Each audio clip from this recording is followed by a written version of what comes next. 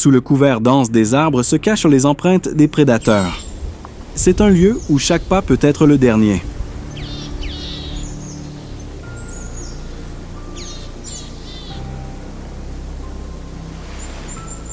Les jungles arides, en bordure des glaciers, sont le théâtre d'une bataille féroce entre la vie et la mort. L'Inde, une terre où la vie ne tient qu'à un fil au bord du destin.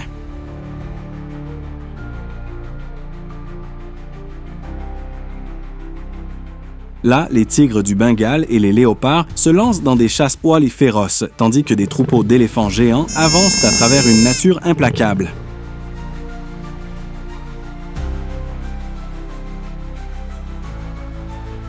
Les mains de Dieu ont tracé les lignes sur la toile de la vie. L'Inde compte plus de 80 millions d'hectares de forêt, couvrant environ 24% de sa surface totale. Ce n'est pas un paradis. Bienvenue dans la jungle de l'Inde où la vie défie le temps.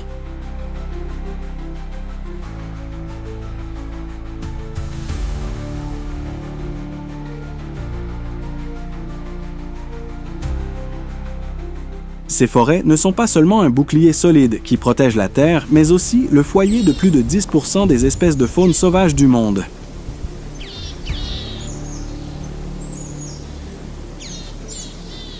Sous chaque cime d'arbre, le long de chaque rivière et dans chaque brise qui filtre à travers les bois, la vie résonne comme un hymne sans fin à la louange du Créateur.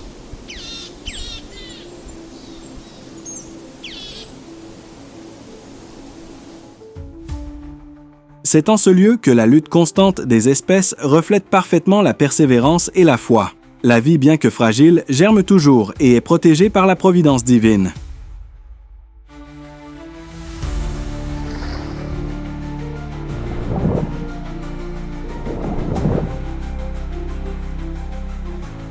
En parcourant les jungles de l'Inde, il est facile de trouver des forêts aux caractéristiques uniques. Des hautes cimes, des forêts tropicales humides aux jungles arides remplis de buissons épineux.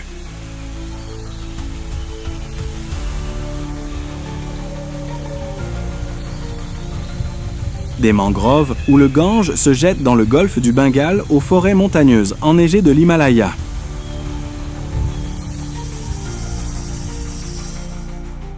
Chaque type de forêt est un microcosme, où la nature et la faune s'entrelacent dans un équilibre complexe.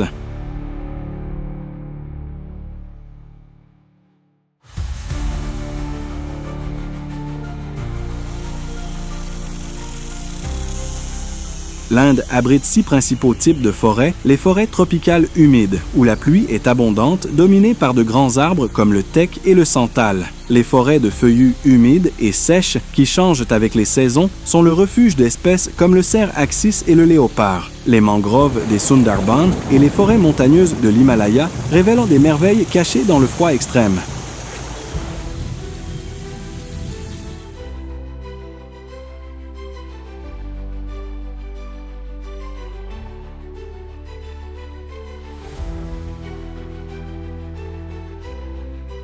Le tigre du Bengale, le plus grand tigre du monde, est l'une des grandes fiertés de ce pays. L'Inde abrite environ 70% de la population mondiale de tigres, avec près de 3000 individus vivant dans ces forêts.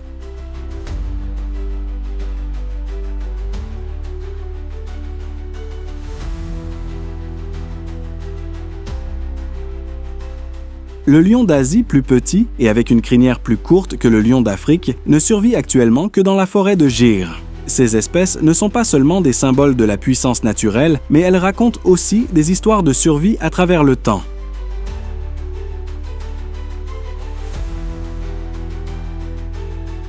Cette richesse n'est pas un hasard. Les forêts de l'Inde sont nourries par un climat varié, allant de la chaleur tropicale et humide à la fraîcheur tempérée et même au froid extrême des hautes montagnes. C'est aussi dans ces lieux que les espèces luttent chaque jour pour survivre face à la concurrence féroce de la nature et aux pressions humaines.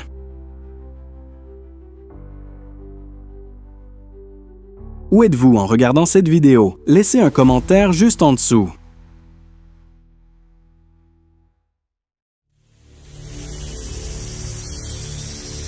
Les tigres du Bengale des Sundarbans sont un témoignage de l'incroyable capacité d'adaptation de la faune sauvage. Dans les eaux saumâtres des Sundarbans, un reptile géant se cache en silence sous la surface de l'eau.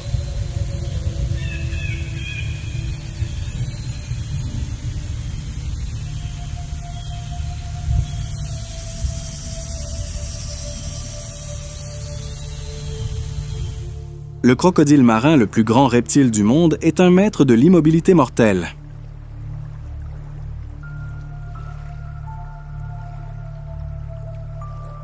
Avec jusqu'à 7 mètres de long et plus de 1000 kilos, il est le souverain incontesté des eaux salées. Le crocodile marin n'est en aucun cas une créature pressée.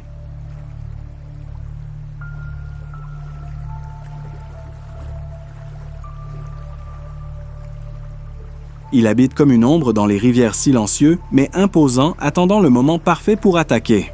Les Sundarbans sont son territoire, un labyrinthe de canaux de bancs de vase et de racines de palétuviers entrelacés. Cet environnement est parfait pour se cacher et tendre des embuscades.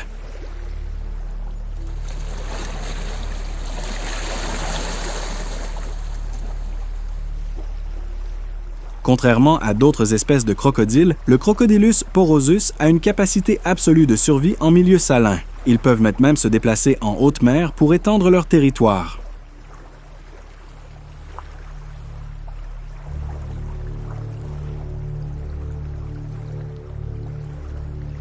Des études récentes ont révélé qu'ils peuvent nager plus de 1000 km dans l'océan, utilisant les courants de marée pour économiser de l'énergie.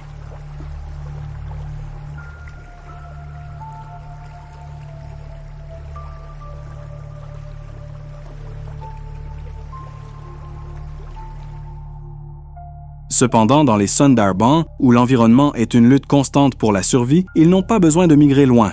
Leur territoire est établi avec une domination absolue et des affrontements féroces.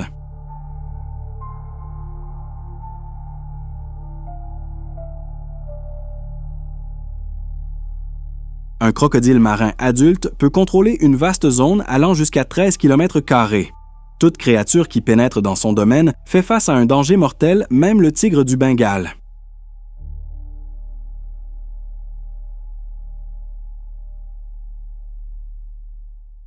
Ces crocodiles ne chassent pas seulement, ils défendent leur territoire à tout prix. Ils n'hésitent pas à attaquer tout intrus, y compris les humains.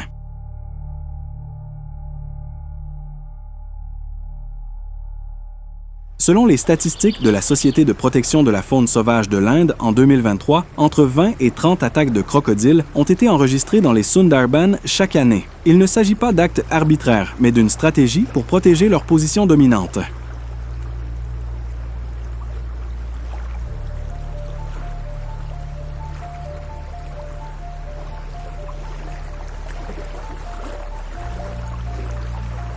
Ce sont des machines parfaites quand il s'agit de chasser. Leurs corps sont conçus pour des attaques soudaines et précises.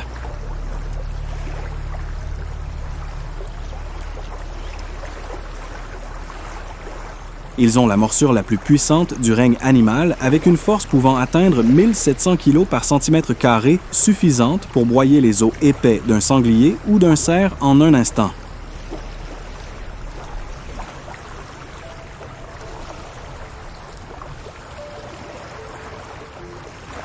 Un grand crocodile se cache sous la vase, ne laissant visible que ses yeux. Un crabe de vase ou un poisson passe sans se rendre compte du danger qui guette. Soudain, une explosion soudaine, la boue éclabousse et ils disparaissent dans les mâchoires du crocodile.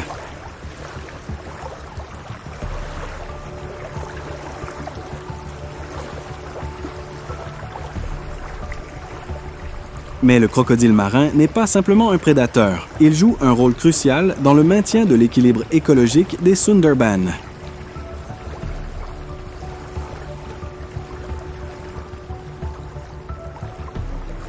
En chassant les poissons, les crabes et les petits animaux, ils contrôlent les populations et préviennent la surabondance de toute espèce. Ce comportement aide à préserver la biodiversité de la région des espèces aquatiques aux oiseaux comme les hérons et les martins pêcheurs.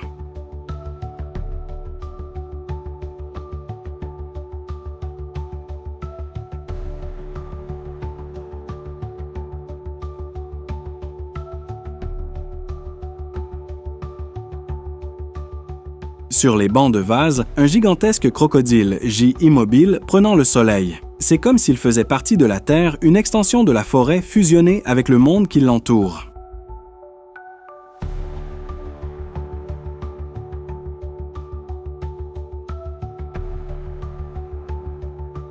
Mais dans cette quiétude, il y a une vie vibrante et terrifiante. Sa respiration lente marque le rythme d'une créature qui existe depuis des millions d'années.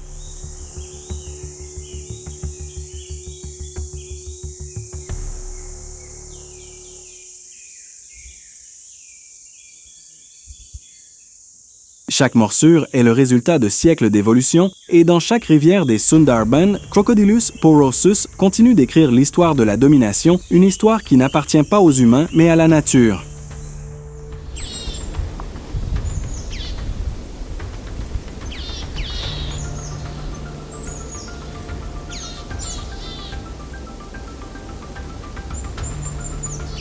Dans le rythme de vie primitif et majestueux des Sundarbans, l'équilibre délicat entre la nature et l'être humain est toujours présent.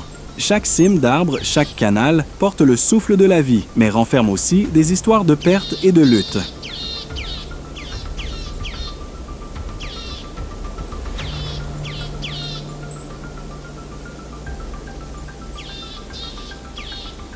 Les mangroves des Sundarbans absorbent plus de 4 millions de tonnes de CO2 chaque année, selon le rapport du WWF de 2023. Ce lieu lutte constamment contre la dévastation provoquée par le changement climatique.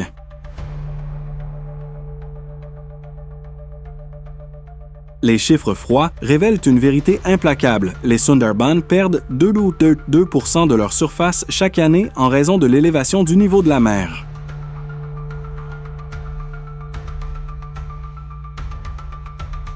Les plaines alluviales, qui étaient autrefois le refuge des crocodiles marins et où les tigres du Bengale tendèrent des embuscades à leurs proies, sont lentement dévorées par des marées incontrôlables. Ce qui était autrefois un habitat idéal pour la vie sauvage se réduit de jour en jour.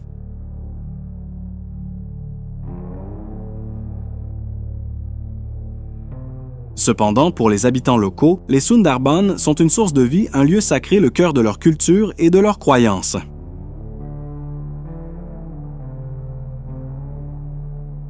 La légende de la déesse Bombibi, protectrice des pêcheurs face aux menaces de la nature et des prédateurs, a perduré pendant des générations.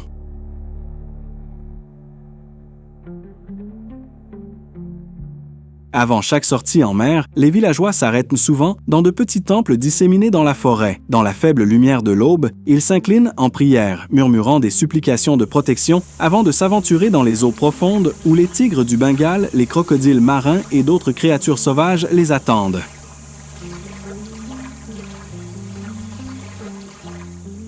Mais les Sundarbans ne sont pas seulement une histoire de foi, c'est aussi le défi de la survie pour plus de 4 ou 5 millions de personnes.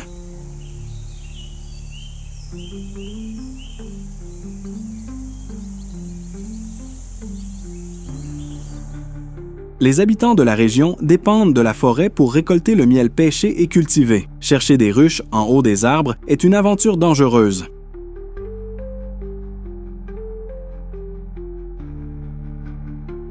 Bien que les villageois soient expérimentés et prudents, un tigre du Bengale défendant son territoire peut apparaître soudainement, ne laissant que des empreintes en disparaissant dans l'épaisseur de la forêt.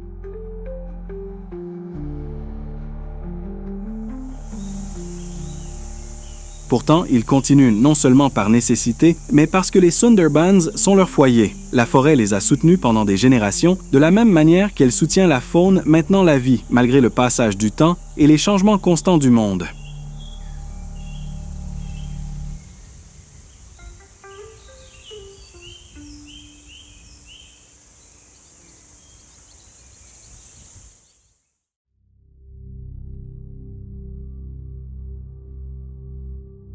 Parmi les jungles les plus remarquables de l'Inde, l'un des lieux souvent mentionnés comme un symbole est la forêt des Sundarbans.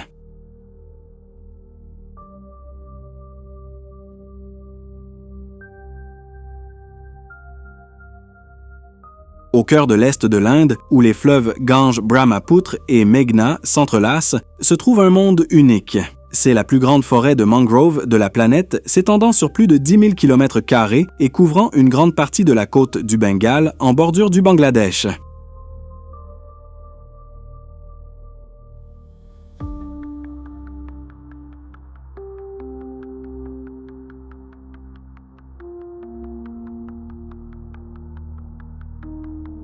C'est une terre magique où la terre ferme rencontre l'océan, où l'eau douce des grands fleuves se mélange au courant salé du golfe du Bengale, donnant naissance à un écosystème riche, étrange et plein de mystères.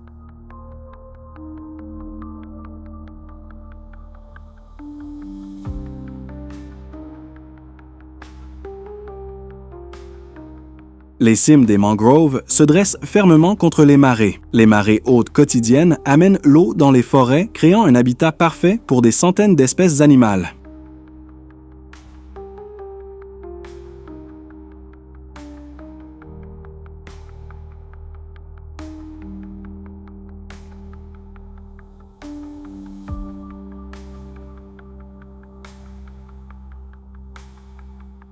Le système racinaire complexe de cet arbre non seulement stabilise le sol, mais filtre également l'eau, créant un environnement idéal pour le développement de la vie aquatique.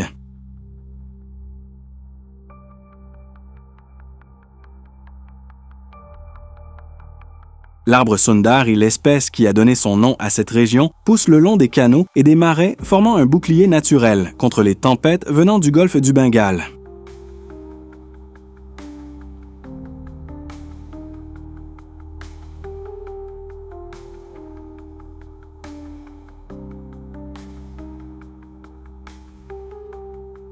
Ce lieu abrite plus de 400 espèces de vertébrés, y compris des poissons, des oiseaux, des reptiles et des mammifères. Et c'est ici que vivent les tigres du Bengale qui savent nager.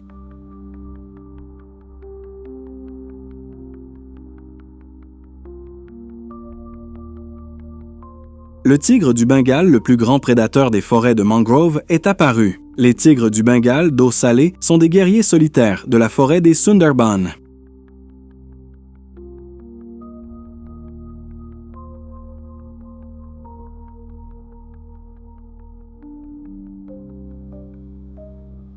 Leur nombre a considérablement diminué au cours des dernières décennies, ne laissant que 96 à 98 individus, un chiffre qui préoccupe le monde entier. Mais dans cet environnement difficile, les tigres sont devenus des maîtres de la survie.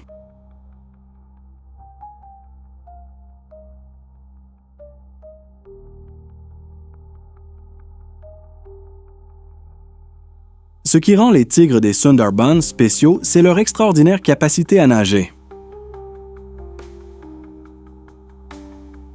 Contrairement aux tigres qui habitent les forêts tropicales ou sèches, les tigres du Bengale des Sundarbans nagent régulièrement à travers les canaux d'eau salée, parcourant parfois jusqu'à 8 km pour se déplacer entre de petites îles.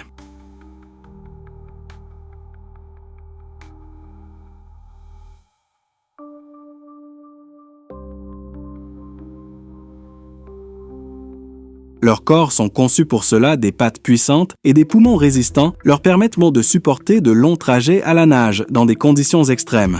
Leur queue agit comme un gouvernail pour diriger leur course.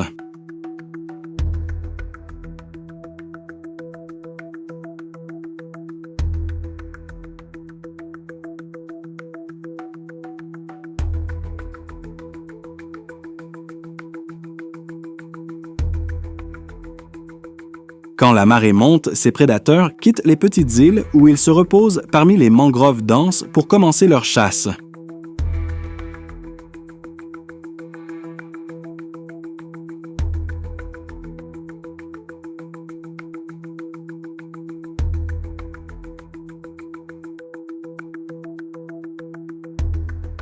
La forêt des Sundarbans, avec sa végétation épaisse de mangrove, est un labyrinthe naturel parfait. Le pelage rayé, caractéristique des tigres, leur permet de se camoufler dans la pénombre de la forêt, créant des pièges mortels.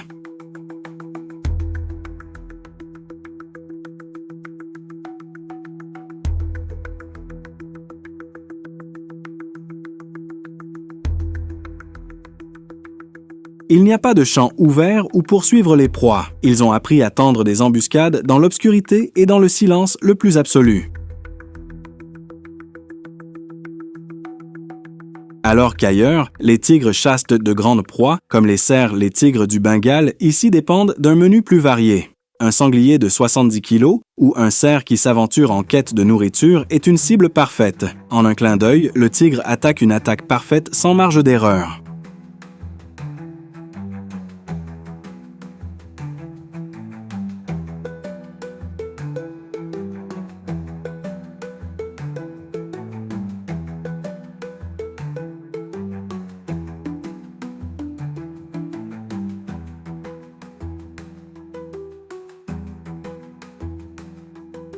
Mais les adaptations des tigres des Sundarbans ne se limitent manifestement pas à nager ou à chasser sur terre. Ils sont aussi les conquérants d'autres prédateurs.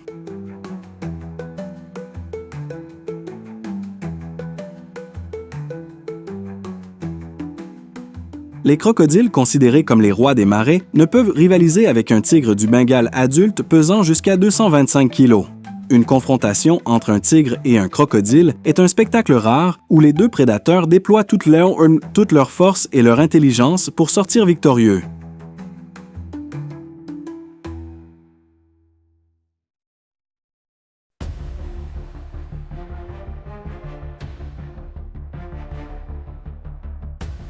La vie des tigres du Bengale d'eau salée est intimement liée à l'écosystème des mangroves des Sundarbans. Selon un rapport du WWF de 2023, les mangroves des Sundarbans absorbent des millions de tonnes de CO2 par an, maintenant un habitat idéal pour la faune sauvage.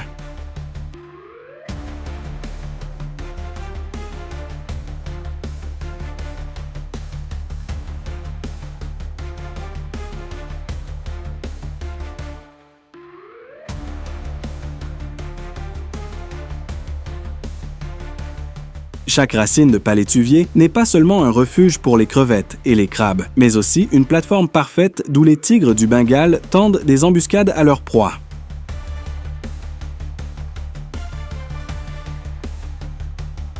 Mais cette terre n'est pas un paradis éternellement sûr. Les tempêtes venant du golfe du Bengale, avec des vents allant jusqu'à 260 km/h, dévastent régulièrement la région.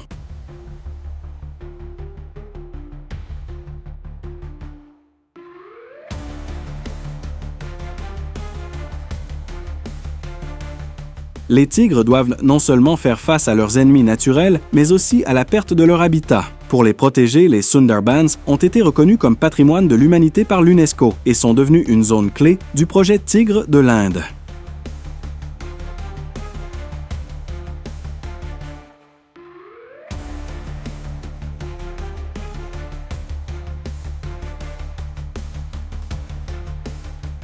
Ces efforts donnent de l'espoir, mais nous rappellent aussi que la survie des tigres du Bengale dépend entièrement de la conservation des mangroves.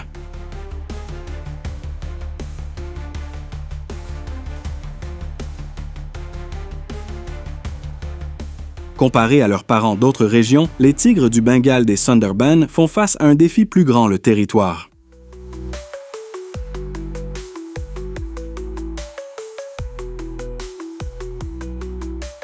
Les grandes forêts tropicales de l'Inde, comme le parc national de Bandhavgarh ou de Ranthambore, offrent suffisamment d'espace et de nourriture pour qu'un tigre maintienne un territoire de 40 à 50 km².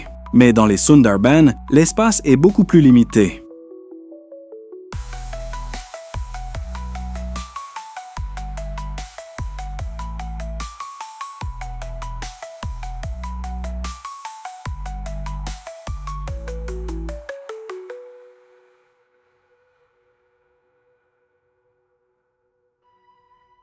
Chaque tigre ne peut contrôler qu'une zone plus petite, parfois moins de 13 km². Cela les oblige à s'adapter et à devenir plus agressifs pour défendre leur territoire.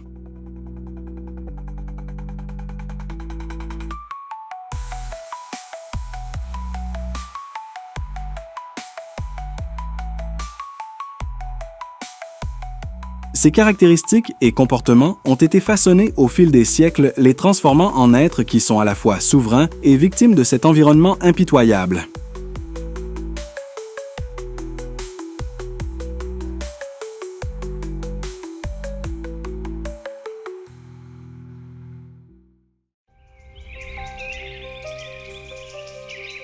Dans l'ouest de l'Inde, un paysage entièrement différent existe, les forêts arides de Gir.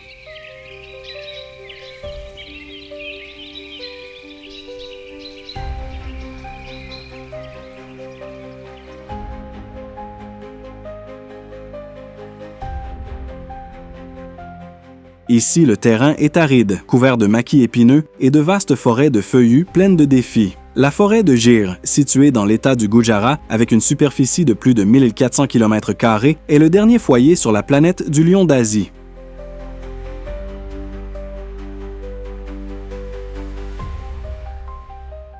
Contrairement aux vastes plaines d'Afrique, où les lions africains chassent dans de vastes savanes, le lion d'Asie a évolué pour s'adapter à un environnement complètement différent.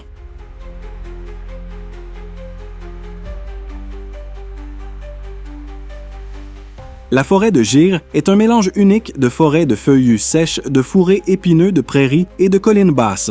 En été, les températures peuvent dépasser 40 degrés Celsius.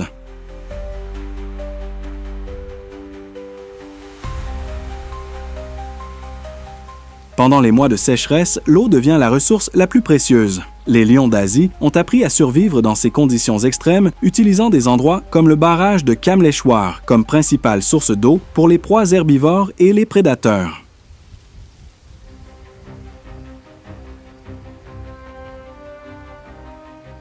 Ces forêts couvraient autrefois un territoire beaucoup plus vaste que l'actuel, mais pendant des siècles, l'expansion humaine et l'agriculture ont considérablement réduit leur habitat.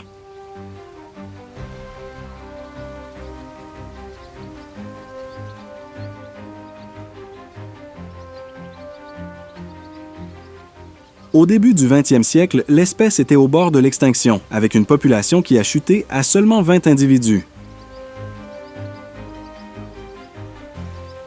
Cependant, grâce aux efforts de conservation menés par le gouvernement indien, notamment le Asiatic Lion Conservation Project, la population a augmenté pour atteindre 670 individus en 2023.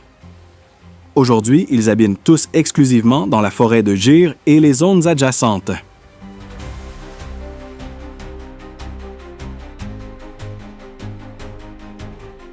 Les lions d'Asie vivent en petits groupes généralement de 2 à 5 individus, au lieu de grandes troupes comme les lions africains. Cette structure reflète leur environnement où les ressources alimentaires ne sont pas aussi abondantes que dans les savanes d'Afrique.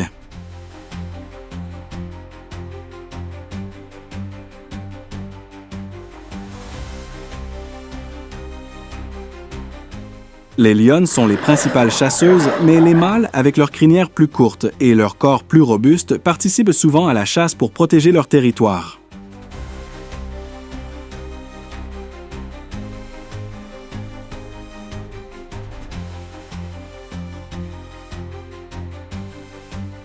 Sous la pénombre où la lumière de la forêt de Gir-la-Chasse est en cours, un cerf chital, distrait alors qu'il broute près de l'eau, ne remarque pas qu'un groupe de lionnes s'approche.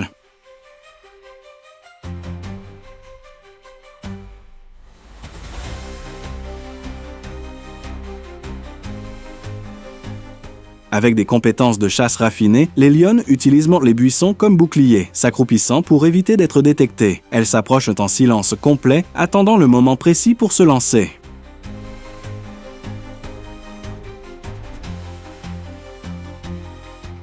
Avec une vitesse pouvant atteindre 80 km/h sur de courtes distances, la poursuite dure moins d'1 minute, mais c'est un moment décisif entre la vie et la mort.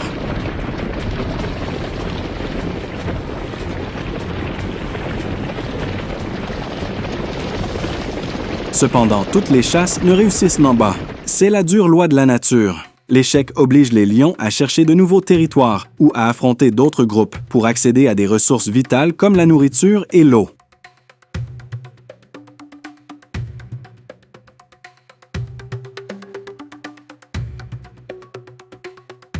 Mais la vie dans la forêt de Gir ne consiste pas seulement en des affrontements entre animaux. Les humains et les lions ici ont développé une relation unique.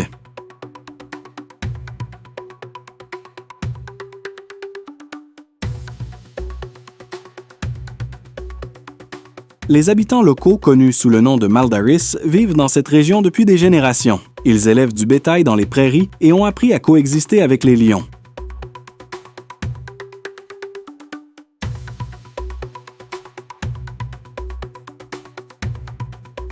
Lorsqu'une vache ou une chèvre devient la proie d'un lion, les Maldaris ne cherchent pas à se venger, considérant ces pertes comme faisant partie de la vie quotidienne.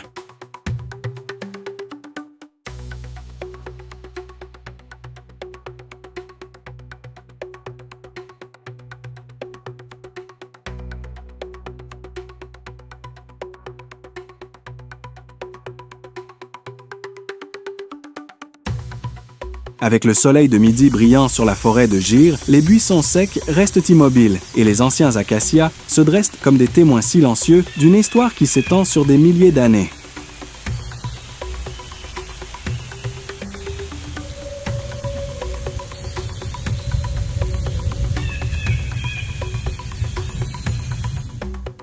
Le lion d'Asie reste le souverain de cette terre implacable. Contrairement à ses parents africains, le lion d'Asie est un peu plus petit, avec un poids moyen d'environ 180 kg.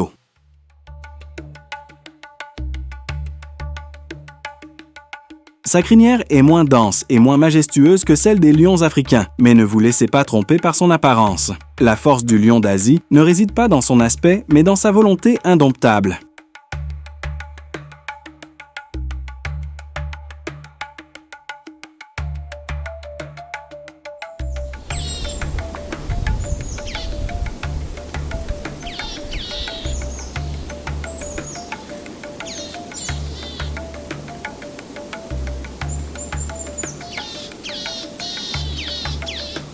Face à un environnement hostile, le lion d'Asie est devenu un véritable guerrier. En 2023, la population totale de 670 lions d'Asie est confinée à la forêt de Gir.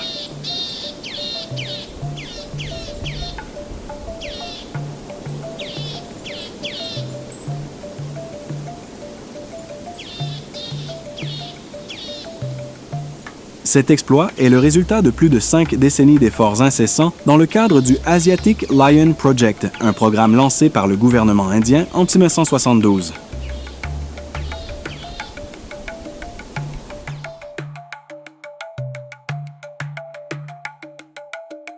Il y a plus de 50 ans, lorsque leur nombre a chuté à des niveaux critiques, ne laissant que 20 individus Gir, est devenue la dernière forteresse pour protéger cet animal sauvage emblématique.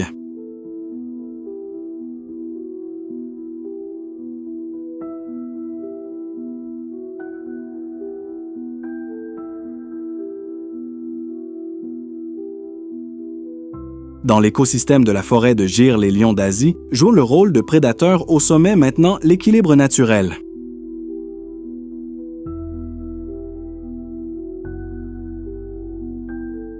Un lion mâle adulte peut chasser des nilgauds qui pèsent plus de 300 kg ou des sangliers, des animaux têtus et forts. Cependant, la proie la plus courante dans leur menu est le cerf chital. Ces créatures agiles transforment chaque chasse en un défi qui n'est pas simple du tout.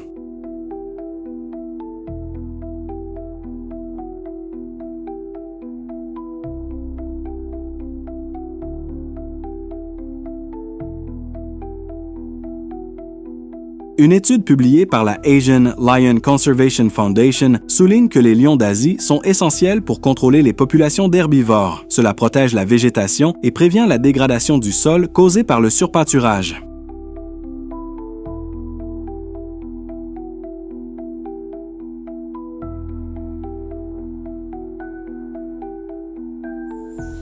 Bien sûr, avec des proies parfois aussi grandes qu'eux, la vie des lions n'est pas facile. Ils font également face à des tensions au sein de leur propre espèce.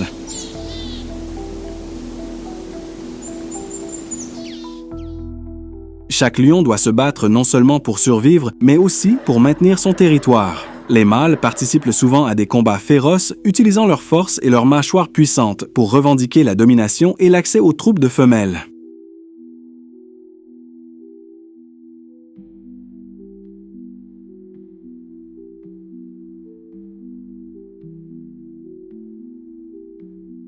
Ces batailles témoignent de la persévérance et de la détermination du lion asiatique pour survivre dans son environnement hostile.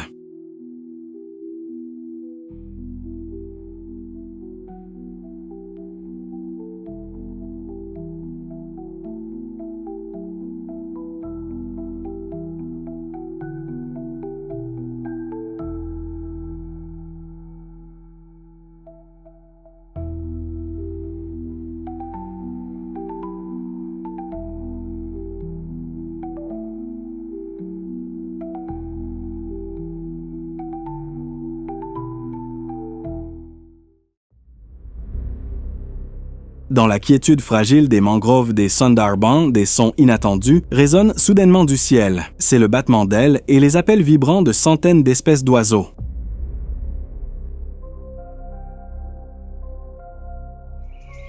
Les Sundarbans ne sont pas seulement le domaine des tigres du Bengale ou des crocodiles marins, mais aussi un paradis rempli de couleurs avec plus de 260 espèces d'oiseaux. Les mangroves qui s'étendent vers les rivières ainsi que les bancs de vase et les marais offrent des refuges sûrs et d'abondantes sources de nourriture.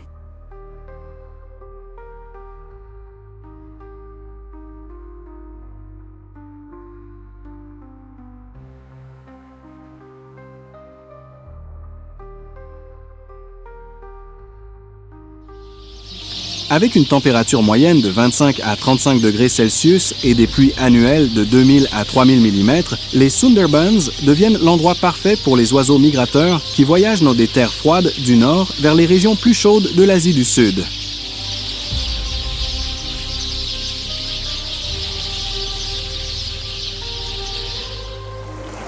Une espèce se distingue des autres, le flamand rose. Son plumage rose brillant illumine les marais et derrière son apparence éblouissante se cache une histoire de survie pleine de défis.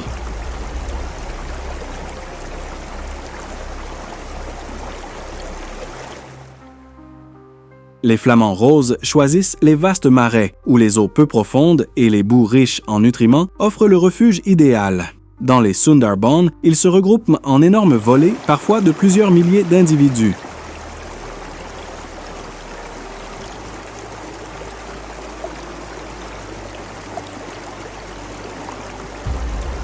Ils utilisent leur bec courbé caractéristique pour filtrer les algues, les micro-organismes et les petits crustacés de la vase.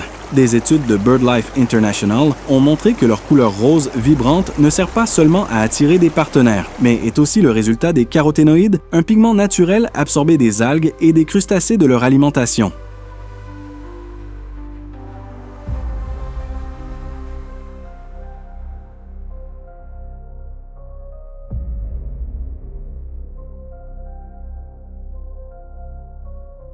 Mais survivre dans ces mangroves n'est pas une tâche facile. Les tempêtes venant du golfe du Bengale arrivent avec une force dévastatrice capable de raser un marais entier.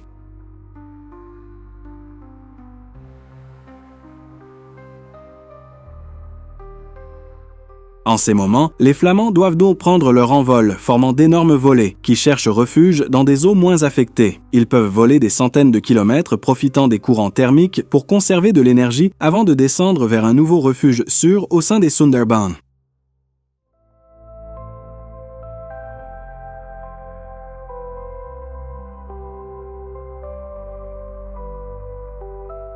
En plus de faire face à une nature implacable, les flamands doivent être attentifs aux prédateurs qui rôdent dans leur habitat. Les crocodiles marins et les tigres du Bengale n'hésiteront pas à attaquer si un flamand imprudent s'approche trop près du bord de l'eau.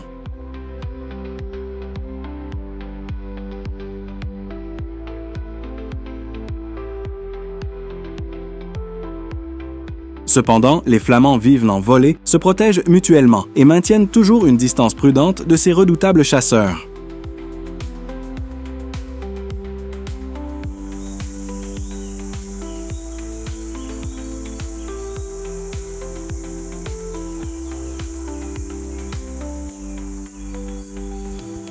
Les Sundarbans ne sont pas seulement un foyer pour les flamands, mais aussi un point de repos crucial pour de nombreux autres oiseaux migrateurs. Les cigognes sont des maîtres de la patience, restant immobiles pendant des heures en attendant qu'un petit poisson passe à proximité.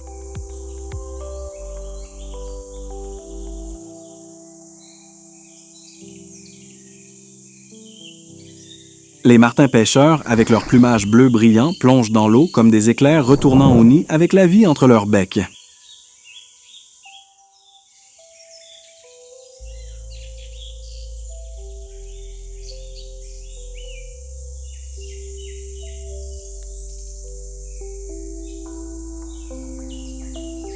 Le théâtre où ces oiseaux déploient pour leur talent est une partie essentielle de l'équilibre écologique.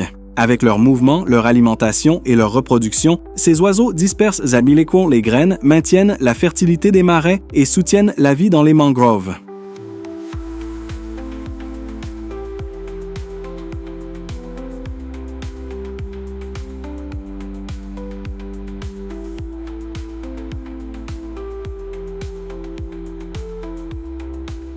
Quand le soleil se couche sur les Sundarbans, les volées de flamands commencent à prendre leur envol. Leurs ailes s'étendent, atteignant une envergure de près d'1,5 mètre.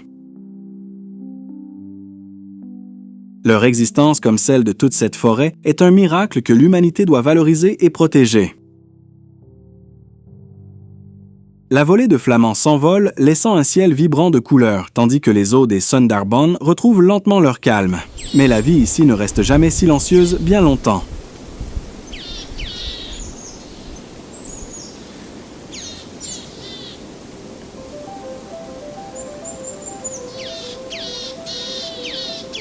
Sous le soleil, les figures imposantes des hérons cendrés se dressent comme des sentinelles immobiles sur les bancs de vase.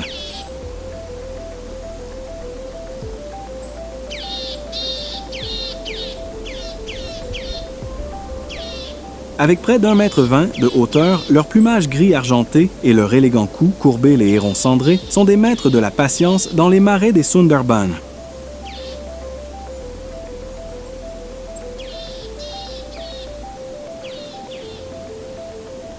Leurs longues pattes se déplacent avec lenteur, chaque pas est calculé, sans provoquer le moindre son. Leurs yeux parcourent la surface de l'eau, cherchant des poissons ou de petits crabes qui s'approchent trop près.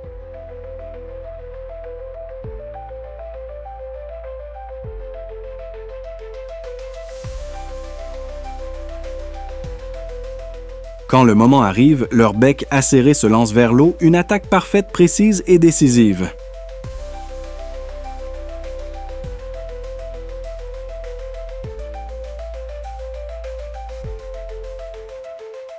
Rivalisant de beauté avec les flamands près d'eux, se trouvent les spatules. Comme leur nom l'indique, leur long bec plat et élargi, au bout semblable à une cuillère, leur permet de filtrer la nourriture de la vase et de l'eau.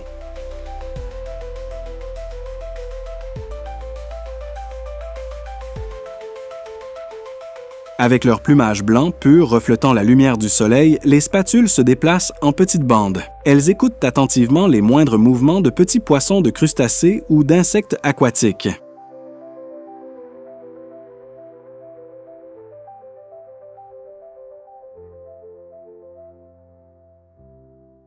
Lorsqu'elles détectent une proie, un mouvement rapide de leur bec amène la nourriture vers la gorge, le tout en un instant.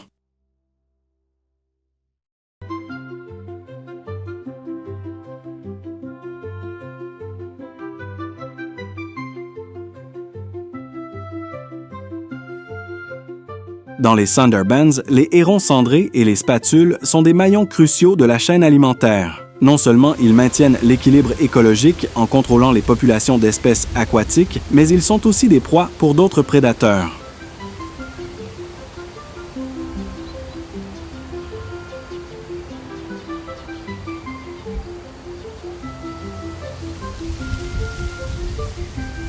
Un jeune héron cendré négligent qui s'éloigne de son groupe peut rapidement devenir le dîner d'un tigre du Bengale ou d'un crocodile marin. Cependant, comme les autres créatures des Sundarbans, ils ont appris à survivre et à s'adapter aux défis que cet environnement leur impose.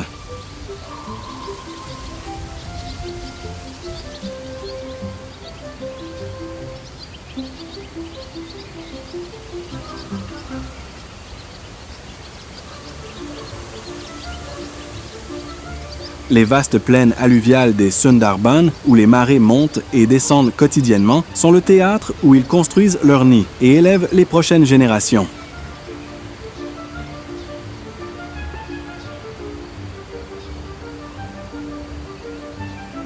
Des études de BirdLife International montrent que les hérons cendrés et les spatules préfèrent les zones de mangrove plus élevées, moins menacées par la montée du niveau de l'eau. Ils utilisent d'eau de petites branches et des racines de palétuviers pour construire leur nid, créant un refuge sûr pour leurs petits.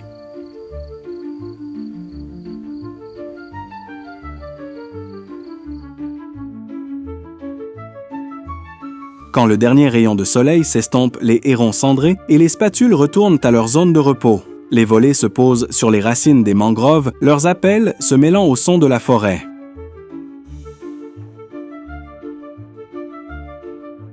Les Sundarbans, malgré leur danger, restent un foyer, un lieu où les histoires de survie s'écrivent jour après jour.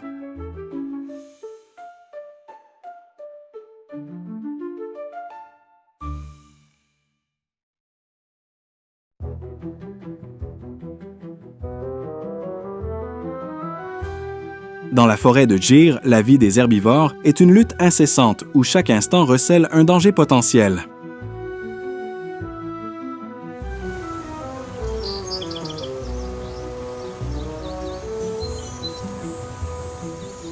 Le chital, un herbivore qui se fie à son intelligence et à ses instincts pour rester en vie, se déplace avec prudence vers le bord de l'eau.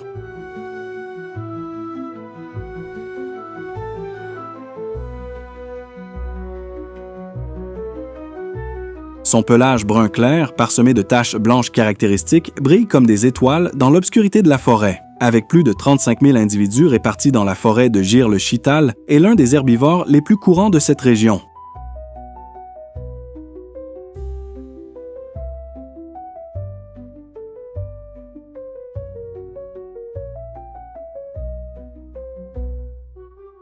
Mais son abondance ne garantit pas sa sécurité. Il est l'une des proies principales pour les prédateurs au sommet comme le lion d'Asie.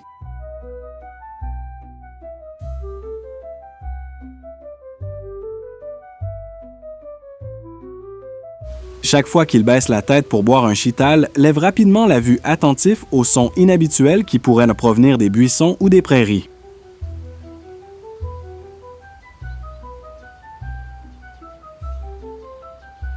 La combinaison de forêts, de feuillus sèches et de maquis épineux fournit une source abondante de nourriture pour les chitals. Ils ne pèsent qu'entre 50 et 60 kg et atteignent une hauteur de près d'1 mètre aux épaules. Leur corps léger leur permet de se déplacer avec agilité et de conserver de l'énergie tout en cherchant de la nourriture.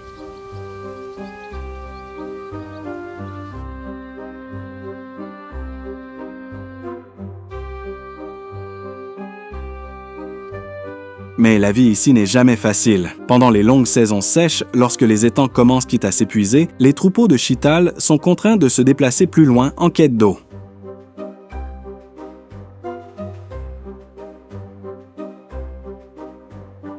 Ils traversent souvent des territoires dangereux, dominés par des prédateurs. Le barrage de Kamleshwar, l'une des principales sources d'eau de la forêt de Gir, devient une destination cruciale.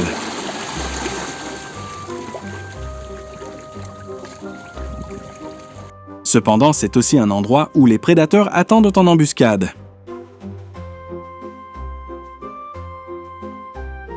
La stratégie de survie du chital ne dépend pas seulement de sa vitesse capable d'atteindre 80 km/h sur de courtes distances, mais aussi de sa structure sociale en troupeau. Les troupeaux sont généralement composés de 10 à 30 individus, les adultes surveillant et protégeant le groupe. Le système d'alarme, lorsqu'il détecte un danger, consiste à émettre un son fort qui résonne dans toute la forêt. Immédiatement, le troupeau se disperse, chaque individu courant dans une direction différente, profitant du terrain complexe de la forêt de Gir pour s'échapper.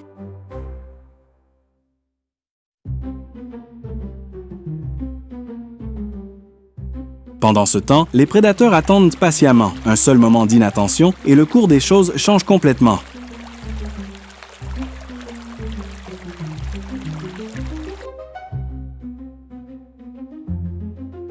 Tandis que les troupeaux de chitals dépendent de leur agilité et de leur coopération pour survivre, une autre créature apparaît dans les prairies arides de la forêt de Gir avec une présence imposante et majestueuse.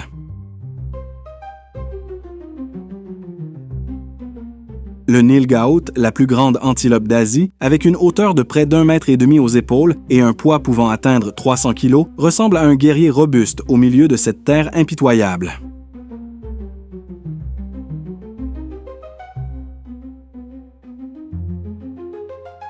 Cependant, leur force et leur taille exceptionnelle ne les rendent pas invulnérables. Ils font également partie du menu des prédateurs suprêmes comme le lion d'Asie.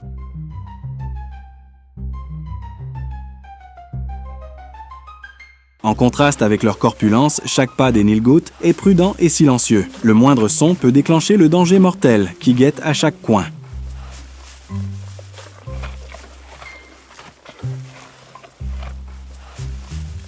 Dans ce monde, le craquement d'une feuille ou le murmure du vent entre les buissons peut être le signe d'un prédateur caché. Les prairies clairsemées et les buissons secs qui semblent sûrs sont en réalité des pièges naturels parfaits.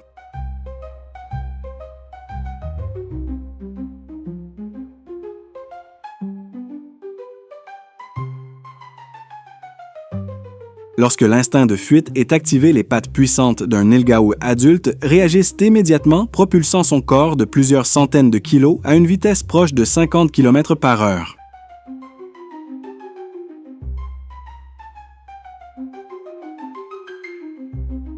Mais les jeunes nilgauts n'ont pas cet avantage. Ils deviennent souvent la cible principale des chasseurs impitoyables.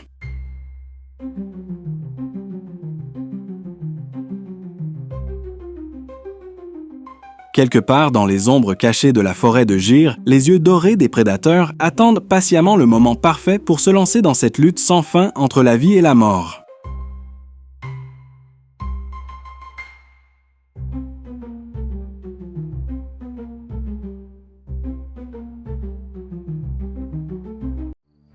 La forêt de Gir n'est pas seulement le foyer des lions, mais aussi de nombreuses autres espèces de grands animaux. Dans une jungle connue pour la présence du lion d'Asie, le léopard trouve toujours le moyen de survivre. De plus petite taille que le lion, le léopard pèse entre 50 et 90 kg et mesure jusqu'à 2 mètres de long, y compris sa queue.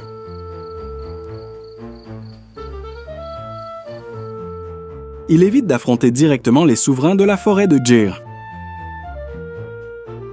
Au lieu de cela, il utilise sa vitesse, son agilité et ses compétences exceptionnelles pour grimper aux arbres afin de rester en sécurité.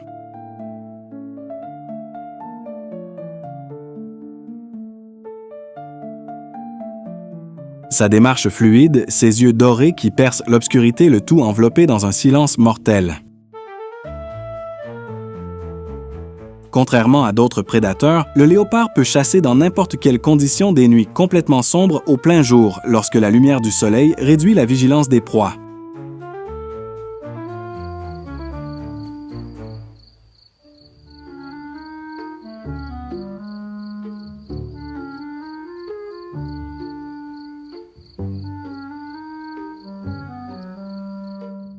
Il n'est pas sélectif des cerfs chitales aux sangliers, en passant par des proies plus petites, comme les lièvres, tout peut devenir sa nourriture.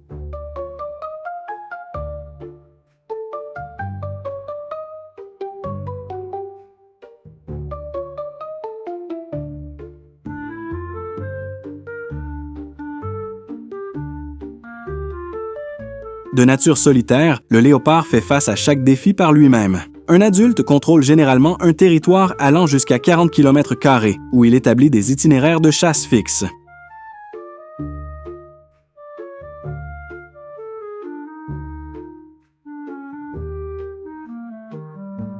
Cependant, tout n'est pas facile dans une forêt dominée par le lion. Les léopards doivent garder leur distance.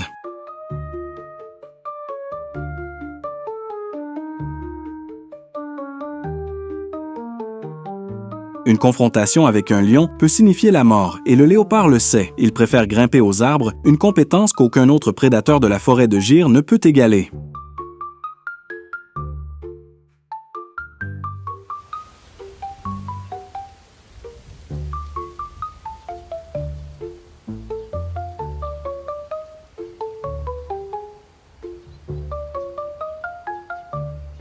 Sous la lumière de la lune, un léopard est étendu sa longue queue pendant. De cette position, il observe chaque mouvement en dessous.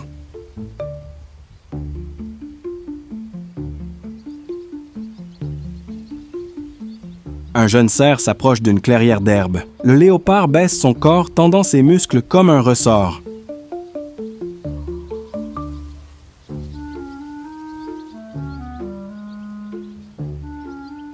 Avec un saut puissant, il se lance de plus de 4 ou 5 mètres de hauteur. La chasse ne dure que quelques secondes, mais c'est un art de silence de vitesse et de précision.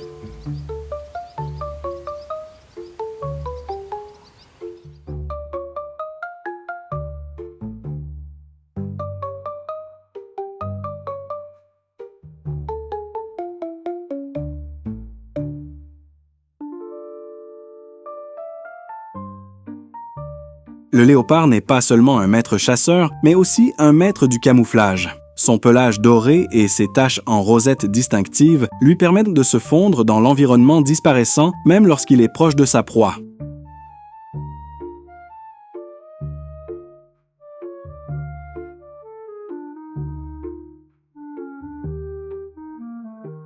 Pendant ses repos, il traîne ses proies sur les branches les plus hautes, où aucun lion ne peut les atteindre. Ce n'est pas seulement une façon de protéger sa nourriture, mais aussi une stratégie de survie, s'assurant d'avoir assez d'énergie pour les jours à venir.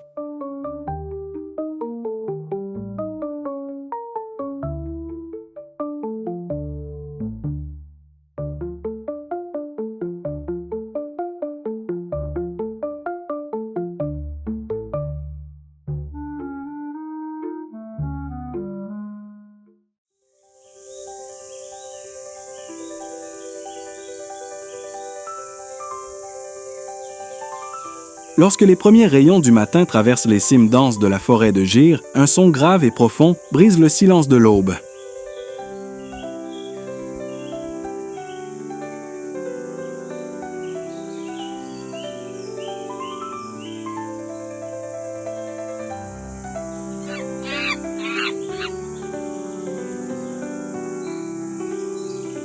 C'est l'appel distinctif du calao bicorne, l'un des oiseaux les plus emblématiques des forêts de l'Inde. Avec une envergure impressionnante de près d'1,5 mètre, chacun de ses vols fend le ciel, laissant un écho retentissant derrière lui.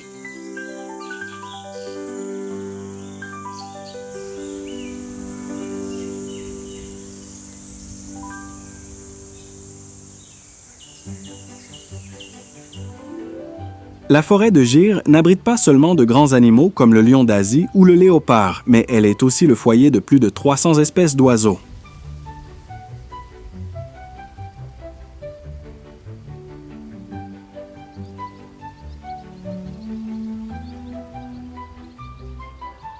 Parmi eux, le calao bicorne se distingue non seulement par sa taille imposante, mais aussi par son rôle important dans l'écosystème.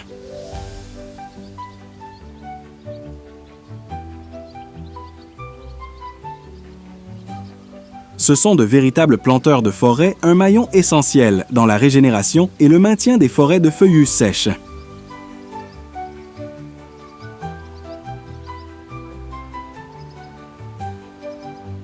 La survie de cet oiseau est intrinsèquement liée aux hautes cimes des arbres et aux plantes dont il bénéficie. Après s'être nourri, ils dispersent les graines à travers leurs excréments, semant la vie dans toute la forêt.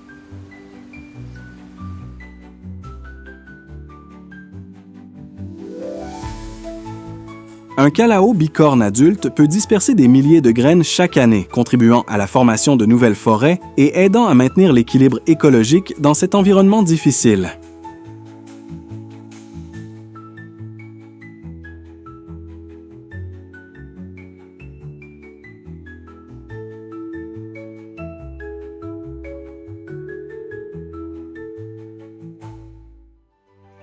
Leur façon de nicher est une preuve de leur singularité et de leur dévouement. Pendant la saison de reproduction, la femelle choisit un grand tronc d'arbre le plus haut de la forêt pour construire son nid.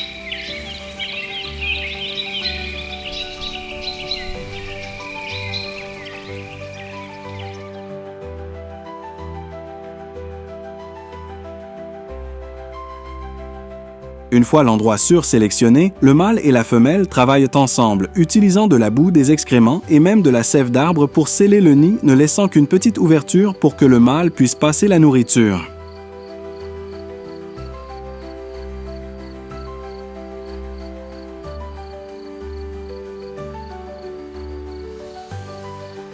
Pendant plusieurs semaines, la femelle ne quitte pas le nid, dépendant entièrement des soins du mâle.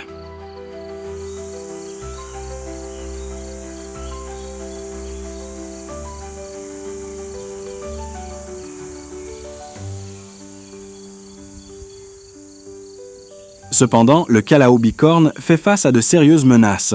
Le dernier rapport de l'UICN en 2023 le classe comme quasi menacé, car son habitat se réduit constamment en raison de la déforestation et de l'expansion humaine.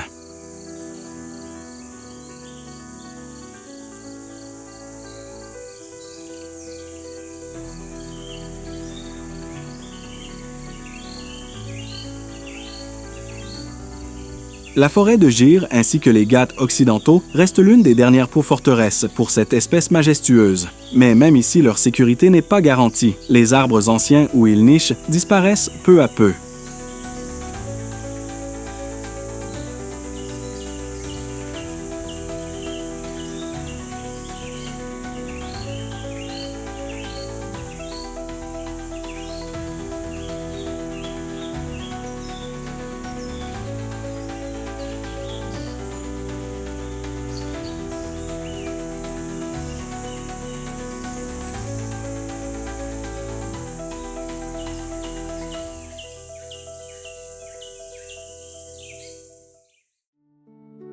Alors que la lumière de l'espoir de la récupération à Kaziranga s'allume, chaque créature de l'imposant rhinocéros au puissant tigre du Bengale fait partie d'un plan divin établi par le Créateur.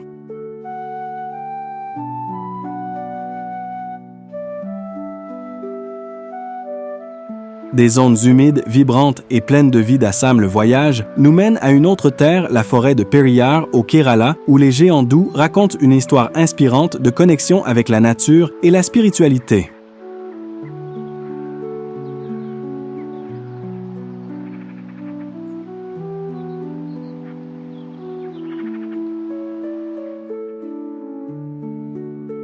Le sanctuaire de faune de Periyar, le joyau du sud de l'Inde, est un monde où la nature règne, où la vie s'écoule au rythme éternel de jungles denses et de rivières serpentant à travers de profondes vallées.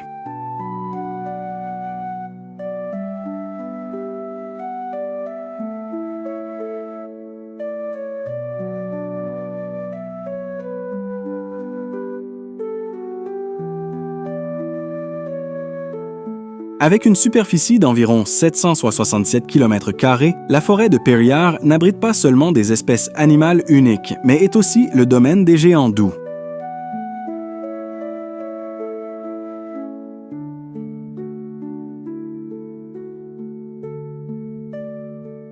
En Inde, l'éléphant indien est profondément lié à la culture et à la spiritualité. Avec une population d'environ 27 000 individus, l'Inde abrite la majeure partie des éléphants d'Asie du monde.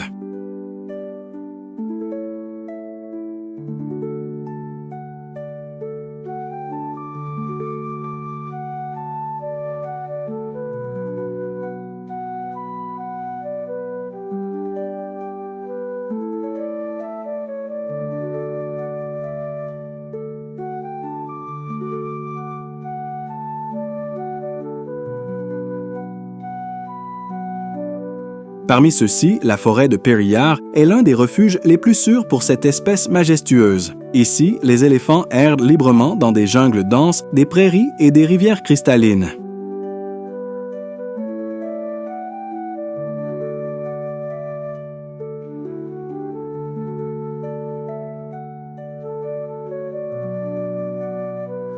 Contrairement à l'éléphant d'Afrique, l'éléphant indien a un front plus enfoncé, des oreilles plus petites et une hauteur moyenne de 2,7 mètres aux épaules avec un poids oscillant entre 3 000 et 5 000 kg.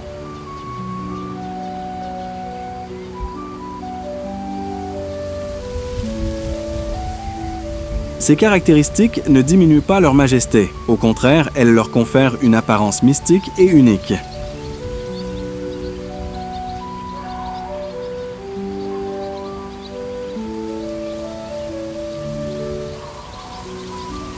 Pendant la saison sèche, lorsque les sources d'eau commencent à s'épuiser, les troupeaux d'éléphants de Periyar sont contraints de migrer à travers des forêts épaisses et des collines escarpées en quête de subsistance.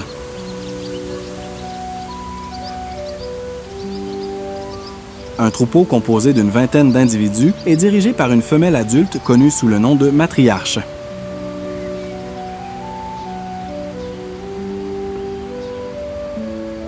La matriarche n'est pas seulement le guide, mais aussi une mémoire vivante gardant la connaissance des meilleurs pâturages et sources d'eau de la région.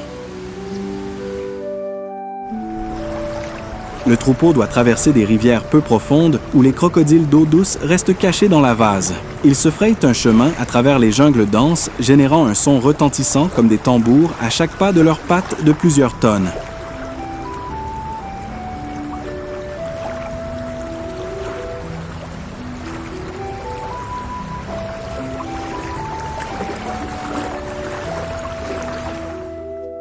En s'approchant d'une rivière, les petits hésitent par peur, mais la matriarche se tourne doucement vers eux, les touchant avec sa trompe, comme pour leur donner un mot de réconfort.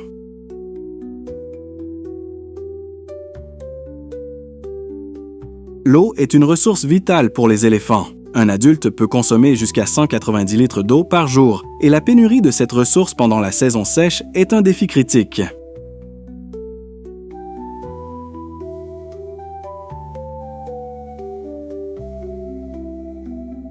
Cependant, grâce à l'instinct d'orientation et à la mémoire extraordinaire de la matriarche, le troupeau trouve finalement un étang profond au milieu de la forêt.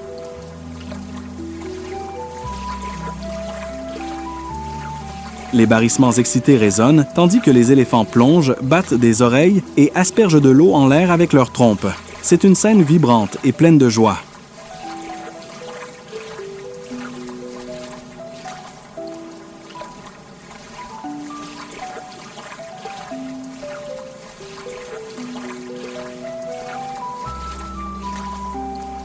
La forêt de Periyar n'est pas seulement le foyer des éléphants, mais aussi un refuge pour de nombreuses autres espèces d'animaux et de plantes. Le calao gris de Malabar et de nombreuses autres espèces vivent dans un écosystème harmonieux.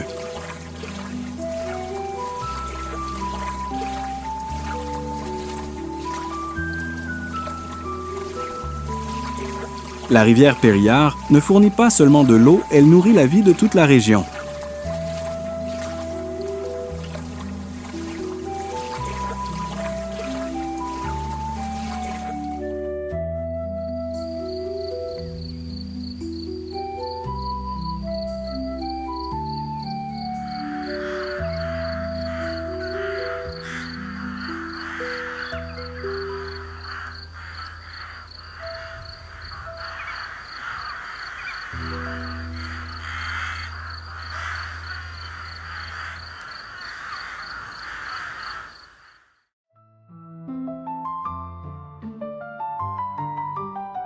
Situé dans le nord-est de l'Inde où coulent des fleuves majestueux comme le Brahmapoutre, le parc national de Kaziranga se dresse comme une bande verte vibrante au cœur de l'État d'Assam.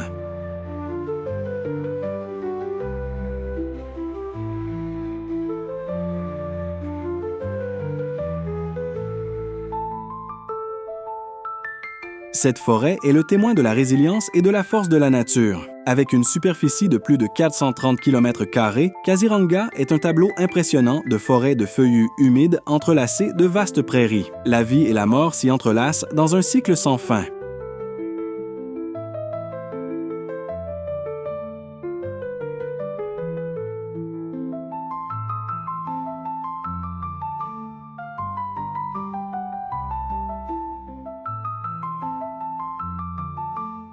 Kaziranga est célèbre pour être le dernier refuge du rhinocéros indien.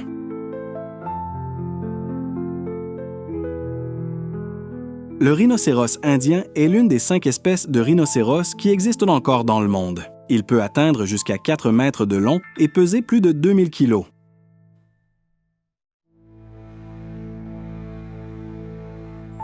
Sa corne unique d'environ 60 cm de long n'est pas seulement son arme de défense, mais aussi la raison pour laquelle il a été chassé sans pitié dans le passé.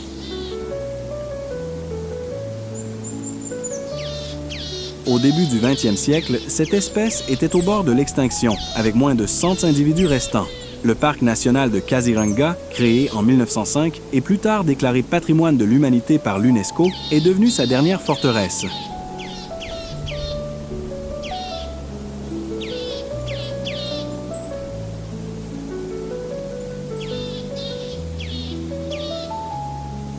En 2023, plus de 2600 rhinocéros habitent dans cette zone, faisant de Kaziranga le foyer de la plus grande population de rhinocéros indiens au monde.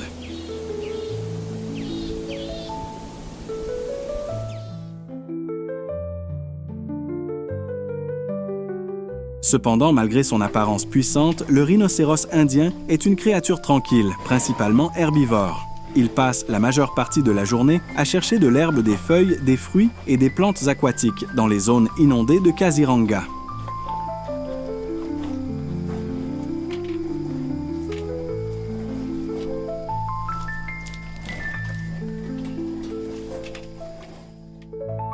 Ce parc est un environnement idéal pour les rhinocéros grâce à la combinaison de prairies humides, de forêts de feuillus humides et de grands fleuves comme le Brahmapoutre.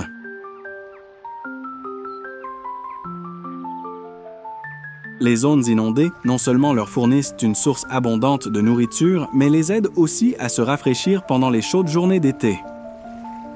Il est courant de les voir immergés dans l'eau pendant des heures, ne laissant visibles que leur tête et leurs cornes caractéristiques. Le rhinocéros indien est une espèce solitaire, sauf pendant l'accouplement ou lorsque les femelles s'occupent de leurs petits.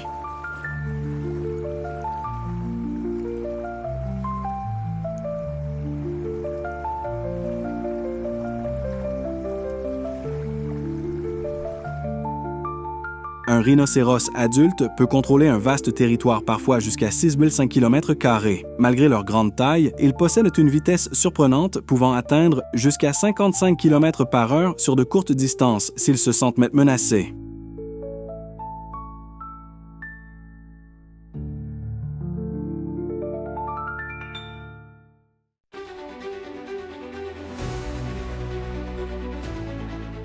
Kaziranga, avec ses géants doux, incarne des histoires de force d'espoir et la vie vibrante qui persiste au cœur de la nature sauvage.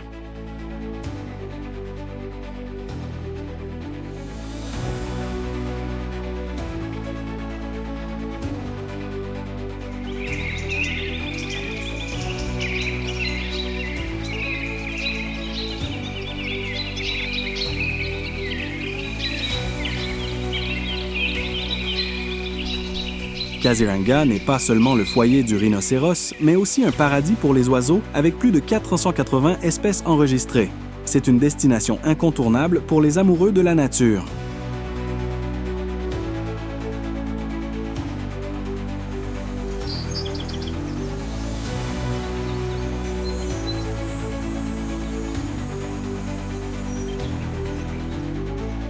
Parmi les hautes prairies, les milans noirs planent dans le ciel, cherchant des proies avec leur vision perçante. Leurs ailes, atteignant une envergure de près d'1,20 m, survolent fois suivant les prairies, semant la panique parmi les petites créatures.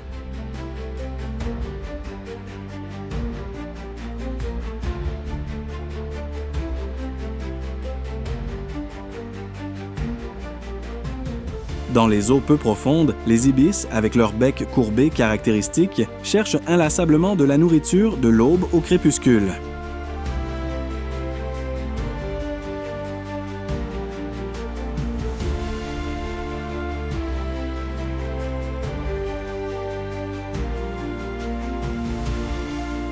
Le paysage de Kaziranga change à chaque saison, offrant une beauté unique à chacune d'elles. Pendant la saison des pluies de juin à septembre, les rivières grossissent et submergent de vastes zones, transformant les prairies en vastes zones inondées. C'est à ce moment que les animaux se déplacent vers des terrains plus élevés pour éviter les crues protagonistes de déplacements dramatiques.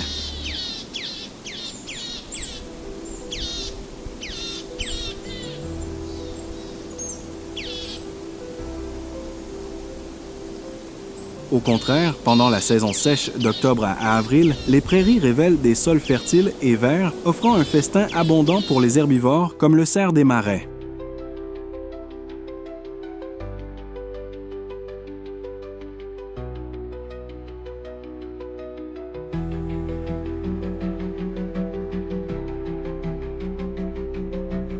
L'histoire de Kaziranga n'est pas seulement l'histoire de la nature, mais aussi celle des personnes qui ont lutté pour la préserver.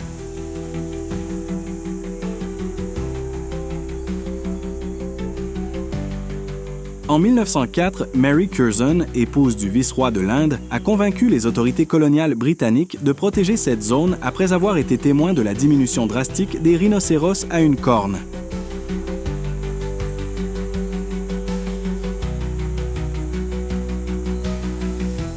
Depuis lors, Kaziranga est devenu un symbole de conservation reconnu comme patrimoine de l'humanité par l'UNESCO en 1985.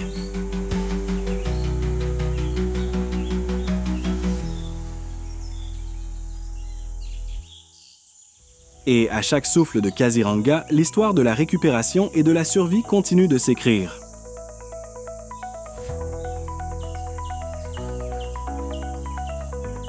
Le parc national de Kaziranga, en Assam, reste l'une des réserves les plus importantes du monde. En tant que l'une des zones humides les plus significatives, il a été le témoin d'une récupération remarquable, non seulement du rhinocéros.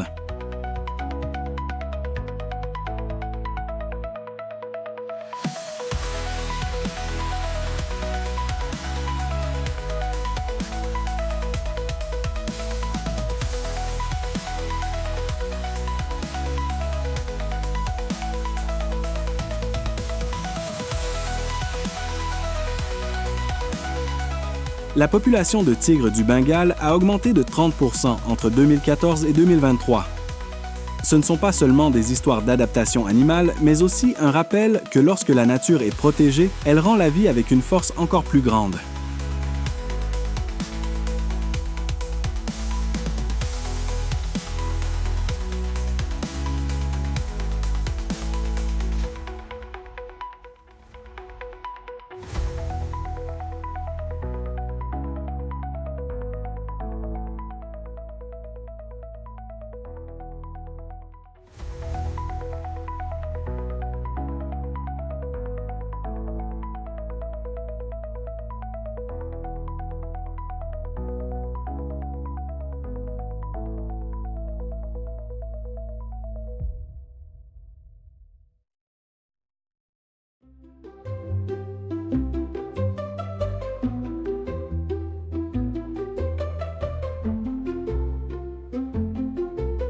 Parmi les vers luxuriants du sanctuaire de faune de Periyar, un son rauque résonne depuis les hauteurs. C'est l'appel du calao gris de Malabar, l'un des oiseaux les plus uniques et emblématiques de cette région.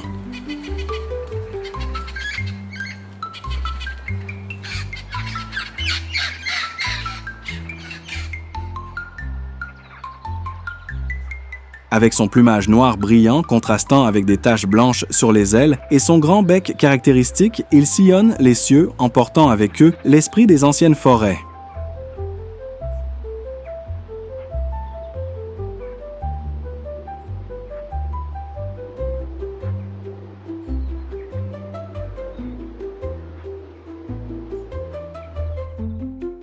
Avec une envergure de près d'1 mètre, il est une pièce essentielle de l'écosystème de Periyar.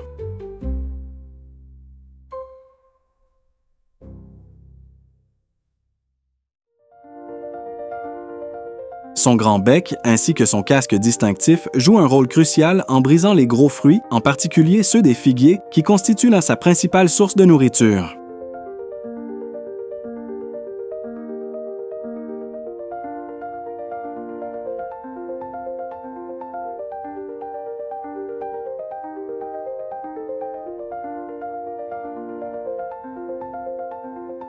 Ces oiseaux ont évolué comme des experts de la dispersion des graines. Ils peuvent disperser des centaines de graines par jour.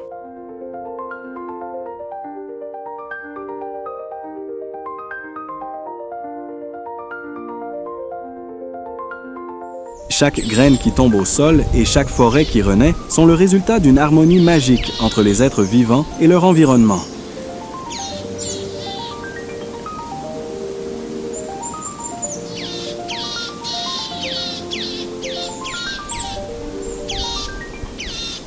Et dans cette harmonie, le calao gris de Malabar est le narrateur infatigable du cycle éternel de la vie de la forêt de Periyar.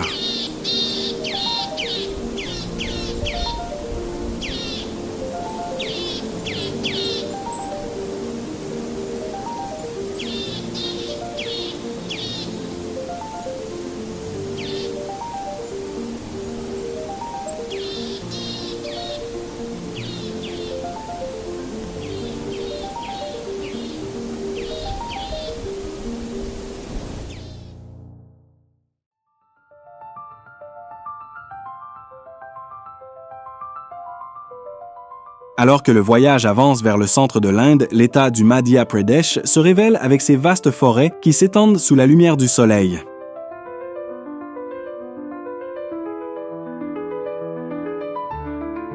Le parc national de Bandhavgarh se distingue comme un trésor au milieu de cette nature sauvage.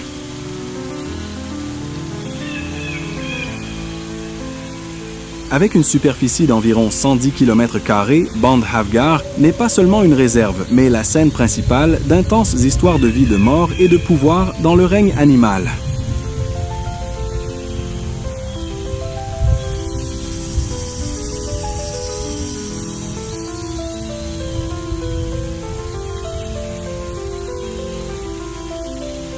Avec une combinaison unique de forêts de feuillus humides, de prairies dispersées et d'anciennes collines rocheuses, cet endroit est l'un des écosystèmes les plus riches de l'Inde.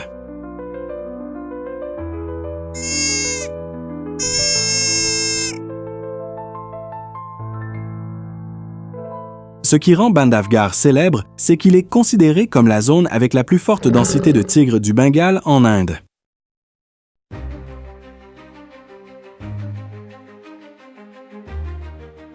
Selon les données de 2023, ce parc abrite environ 70 tigres, un chiffre étonnant compte tenu de sa taille relativement petite.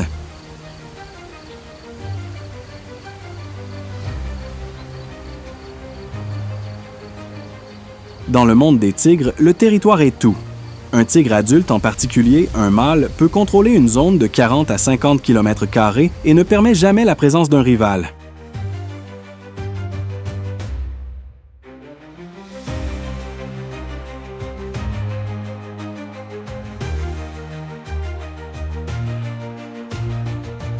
Une bataille est sur le point de commencer. 2 tigres mâles, l'un le propriétaire historique du territoire et l'autre un jeune intrus, se retrouvent face à face.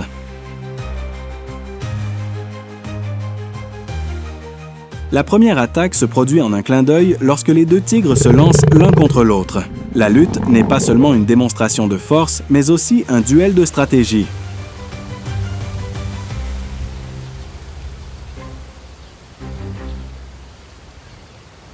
L'intrus tente de profiter de sa vitesse pour esquiver, tandis que le tigre plus âgé compte sur sa force et sa résistance.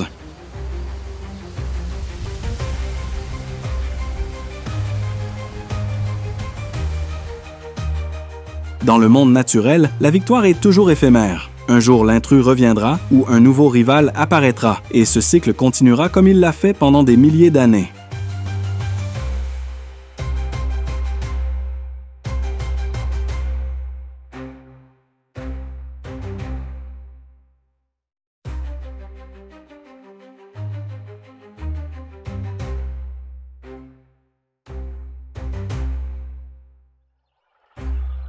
L'histoire de Bandhavgarh ne vit pas seulement dans les récits sur sa faune, mais aussi dans sa connexion avec le passé humain.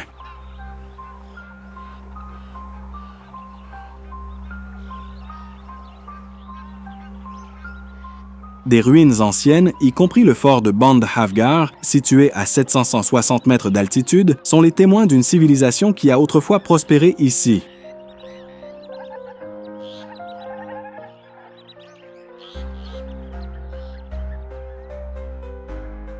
On pense que ce fort a été construit il y a plus de 2000 ans et qu'il était un centre de pouvoir dans la région. Aujourd'hui, ces murs de pierre couverts de mousse servent de refuge aux chauves-souris et aux oiseaux, entremêlant le passé et le présent dans un espace plein de mystères.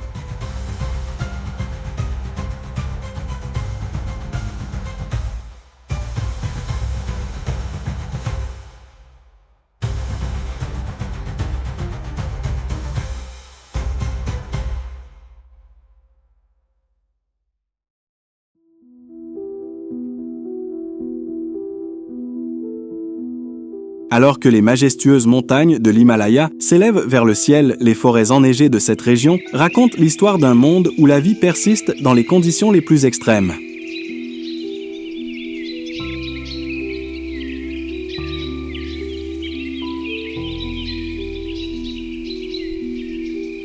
Au milieu de l'ère glaciale et du silence absolu des montagnes, apparaît une figure agile et majestueuse, le léopard des neiges, un être qui a appris à prospérer parmi les sommets escarpés.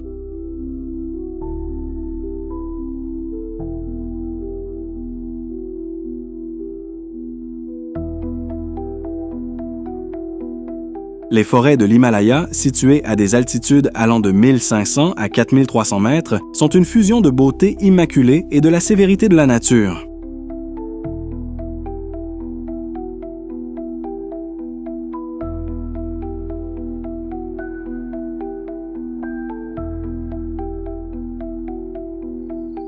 Ces forêts ne servent pas seulement de manteau vert protégeant les montagnes, mais elles sont aussi le foyer de créatures qui dépassent les limites de l'instinct pour survivre.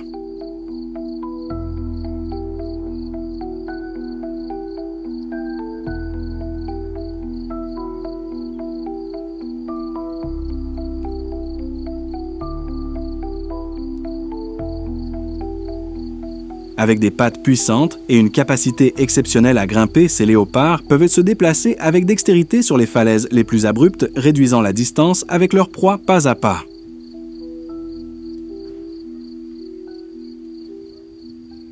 Contrairement à ses parents qui habitent les forêts basses, le léopard de l'Himalaya possède un pelage plus épais, conçu pour résister à des températures qui peuvent descendre jusqu'à 15 degrés Celsius ou moins pendant l'hiver.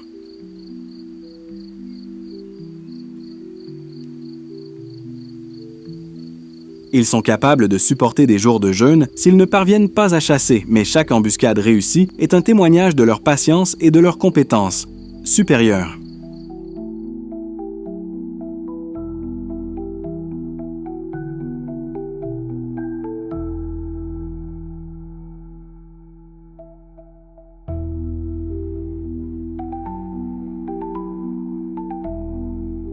Les forêts de l'Inde sont une chronique vivante de la résilience de la nature. Des mangroves des Sundarbans aux forêts sèches de Gir, en passant par les jungles tropicales luxuriantes d'Andaman, chacune raconte des histoires de vie qui défont le temps et les conditions les plus extrêmes.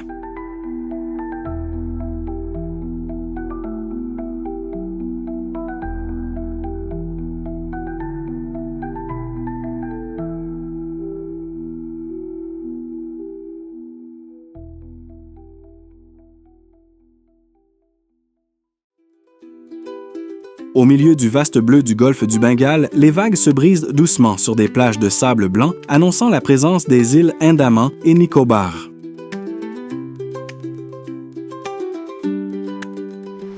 Avec plus de 572 îles, grandes et petites, cet endroit abrite l'une des jungles tropicales les plus uniques du monde.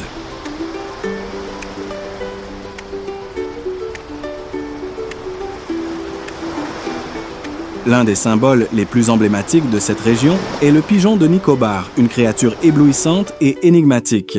La nature semble avoir réservé sa plus grande créativité pour cet oiseau.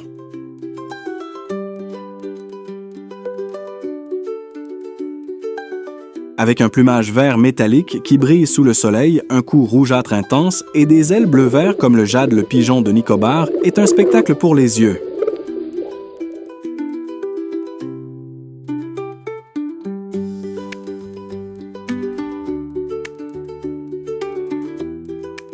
Il n'est pas seulement endémique des îles Nicobar, mais il est aussi le parent vivant le plus proche du dodo, un rappel de la fragilité de l'existence.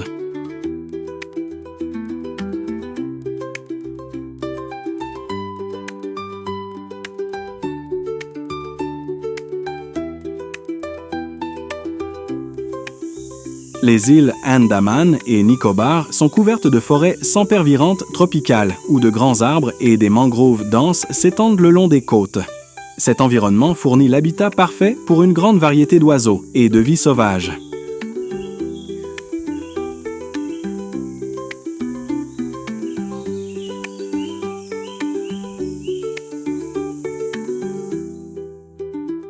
Cependant, le pigeon de Nicobar a une habitude particulière. Il construit ses nids dans les arbres, mais préfère chercher sa nourriture au sol.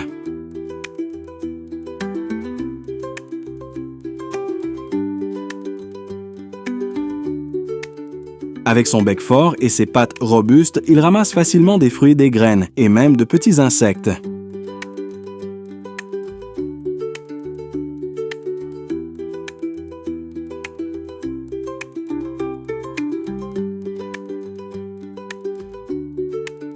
Le paysage des îles est un mélange fascinant de jungle tropicale, de récifs coralliens et de marais.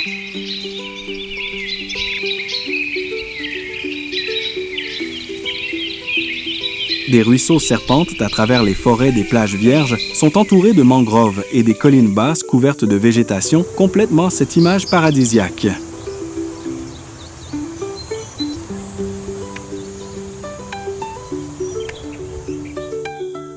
La réserve de biosphère de Grand Nicobar en est un exemple parfait protégé pour préserver des espèces rares de flore et de faune, et aussi comme foyer de communautés indigènes qui habitent ces îles depuis des millénaires.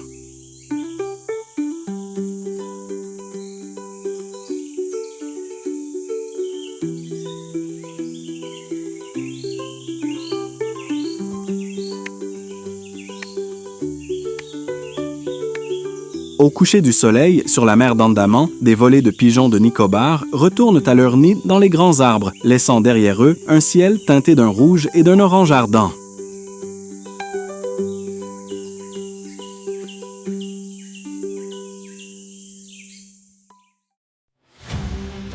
Des études menées par le groupe d'experts intergouvernemental sur l'évolution du climat GIEC et l'Institut de la faune de l'Inde fournissent une vision complète des changements en cours et de leurs conséquences.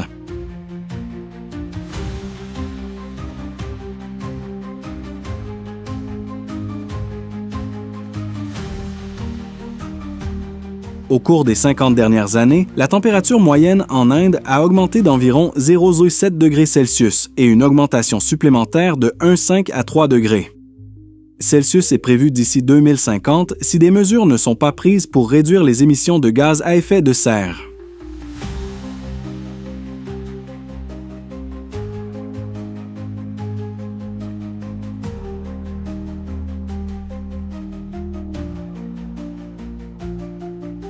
Les vagues de chaleur extrême rendent difficile pour les herbivores comme le chital et le nilgote de trouver de la nourriture et de l'eau, affectant inévitablement la chaîne alimentaire et réduisant les ressources pour les prédateurs comme le tigre du Bengale.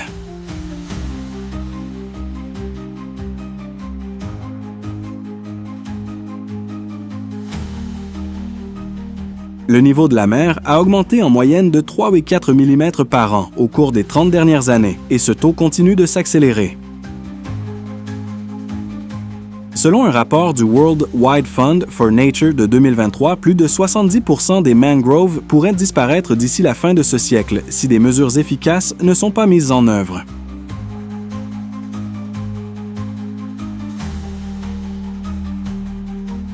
Le tigre du Bengale, qui dépend en grande partie des mangroves pour chasser, perd son habitat de manière alarmante.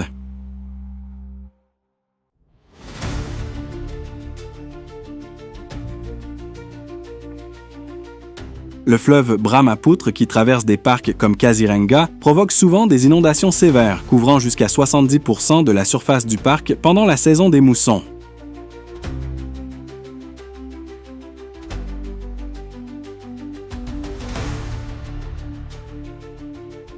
Ces inondations obligent les rhinocéros indiens et les éléphants à se déplacer vers des zones plus élevées, augmentant le risque de conflit avec les humains. Chaque année, des centaines de rhinocéros et de jeunes éléphants meurent noyés ou sont séparés de leurs troupeaux pendant les inondations.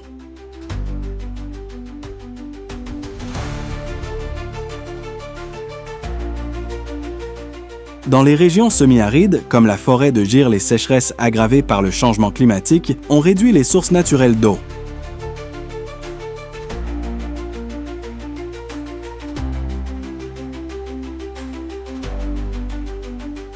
Selon la Commission centrale de l'eau de l'Inde, en 2023, les précipitations dans cette région ont diminué de 12% au cours de la dernière décennie.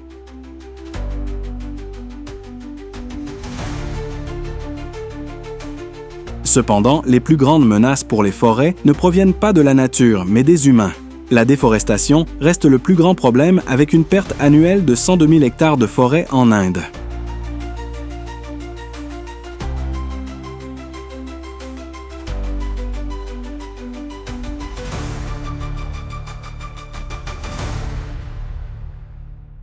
Des forêts comme Gir et Bandhavgarh sont menacées par l'agriculture, les développements urbains et l'exploitation des ressources naturelles.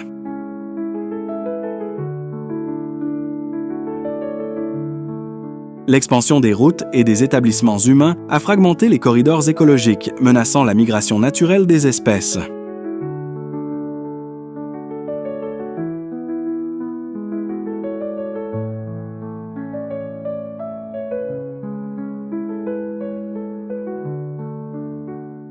Un rapport de l'Institut de la faune de l'Inde de 2023 indique que plus de 25% des réserves naturelles du pays sont actuellement isolées.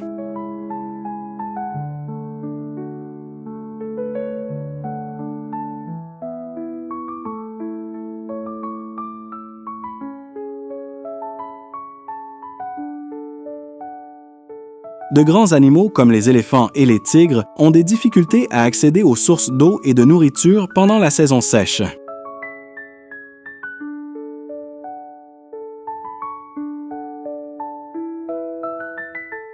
Le braconnage, bien que maintenant plus réglementé, reste un problème critique. Chaque année, plus de 200 éléphants sont tués pour leur défense, tandis que des oiseaux rares, comme le pigeon de Nicobar et le calao, sont pourchassés pour leur beauté.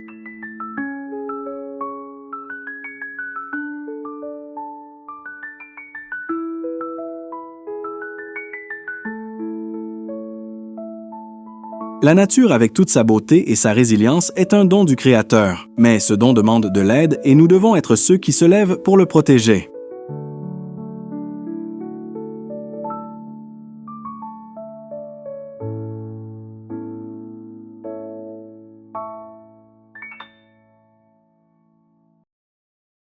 Dans les Sundarbans, un programme de conservation appelé Mangrove Ad a planté plus de 2 millions de palétuviers au cours des 5 dernières années.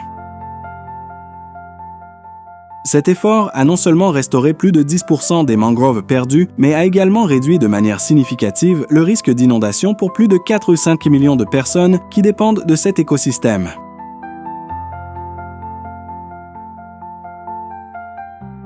À Kaziranga, où le fleuve Brahmapoutre inonde parfois tout, des initiatives comme le Smart Fence Project ont protégé plus de 2600 rhinocéros indiens, une espèce qui était au bord de l'extinction en raison du braconnage.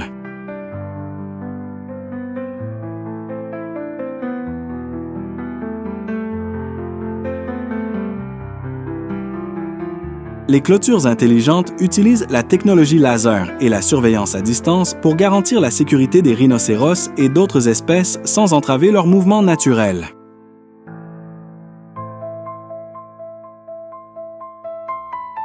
En ce lieu, les gardes forestiers, en tant que gardiens dévoués, protègent ce précieux don que Dieu nous a confié.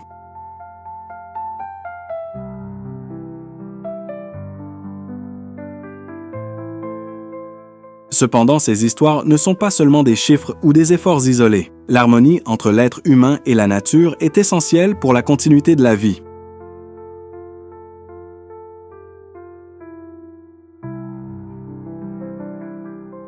Comme l'a enseigné le Christ, nous sommes appelés à être de bons intendants, non seulement pour notre bénéfice, mais pour toute la création.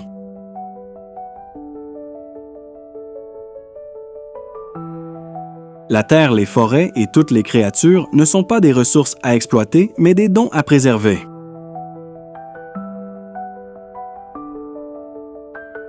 La nature continue de raconter son histoire de vie, mais cette histoire ne pourra continuer que si nous apprenons à l'écouter et à agir.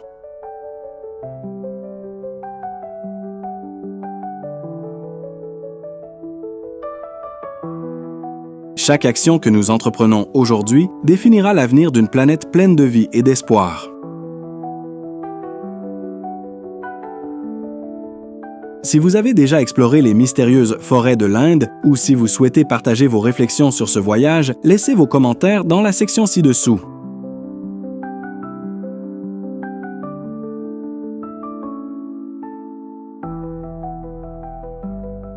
N'oubliez pas d'aimer, de vous abonner à la chaîne et d'activer la cloche pour continuer à nous accompagner dans nos aventures à travers le monde sauvage.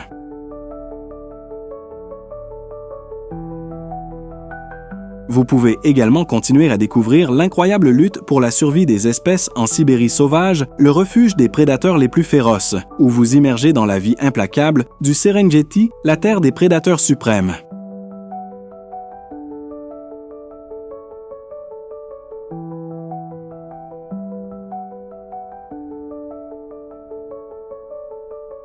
Des histoires inspirantes et fascinantes vous attendent.